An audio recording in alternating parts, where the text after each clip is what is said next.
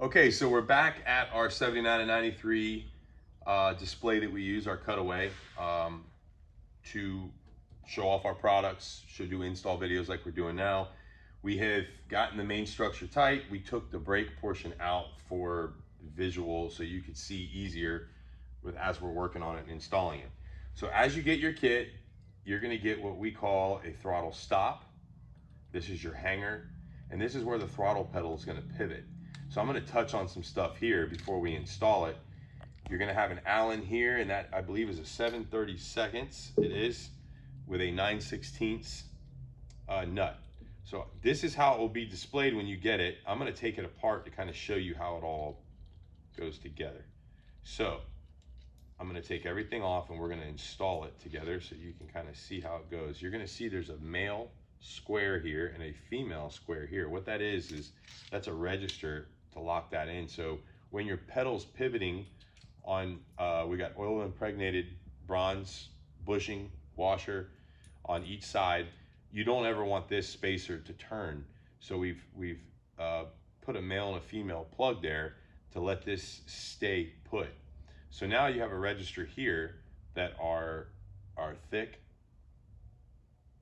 and oil impregnated washer or bushing is going to slide on and locate. Now we are going to go ahead and install the pedal. You can see here, there's some markings here since this is from our display cart. The middle hole for the 79 and 93 is what we use, and we'll go over why here in a little bit. So we're going to slide that on. Then we're going to put our bronze oil impregnated bushing washer on next. And then we're going to put our 3/8 washer on. And then we're going to put our 3/8 nut. And now this is displayed, or I'm sorry, this is installed. So you can see here, if you were to picture this bolted against our brake throttle arm, this would be your, let's say, closed throttle body, closed throttle, idle. And when you floor it, that is your stop. And that's how your stop works. We also have a provision up here to add in a wide open throttle switch that doesn't come in the kit because not everybody needs one, but if you do need one, we offer them. And what that does is activate a switch under wide open throttle. It can be used for various different things.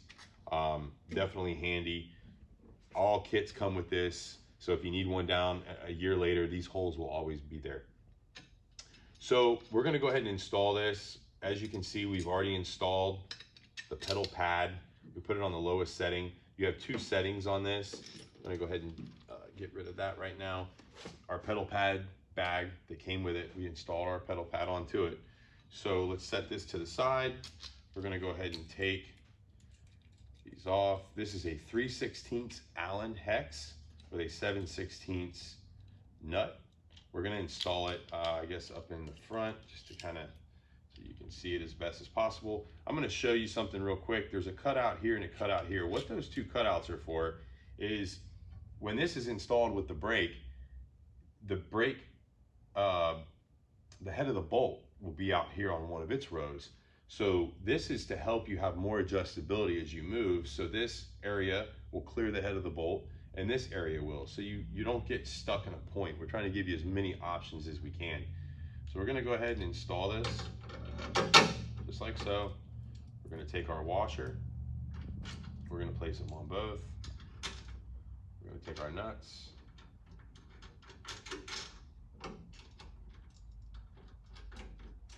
And then you can use a regular wrench, depending on what you have available, a socket. We're gonna use a socket right now, just for ease. You can use a gear wrench, whatever you have that works. We're gonna go ahead and stick our Allen in.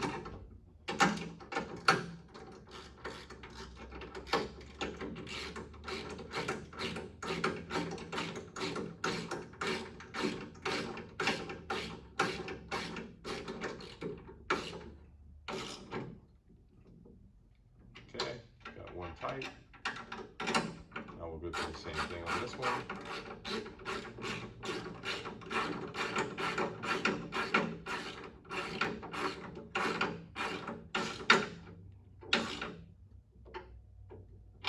snug those up pretty good. Next, we're gonna put our spacer back on. There we go. Our large oil impregnated washer. Now we're gonna go ahead and take our pedal. Here's where your low car clevis will hook to. There's a pin that on the low car cables, there's a clevis with a pin and a little E-clip that will go through here and that will pivot. We're gonna go over our pivot here and our cable mount next. Pedal pads in, we're gonna go through our